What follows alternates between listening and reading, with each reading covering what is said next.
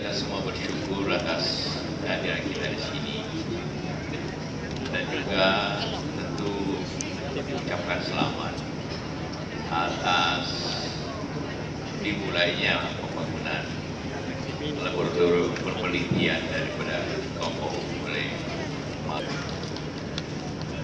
karena inilah suatu situasi yang memang harus kita jalankan.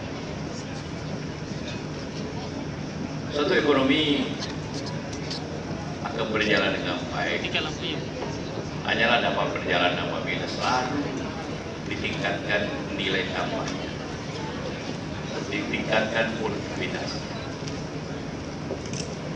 dan salah satu inti daripada peningkatan produktivitas itu adalah penelitian dan juga tentu pelaksanaan.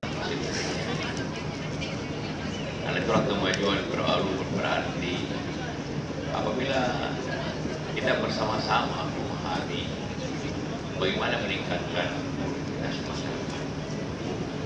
Begitu juga masyarakat sendiri baru bisa meningkatkan kemakmurannya, pendapatannya apabila produktivitasnya per hektar meningkat.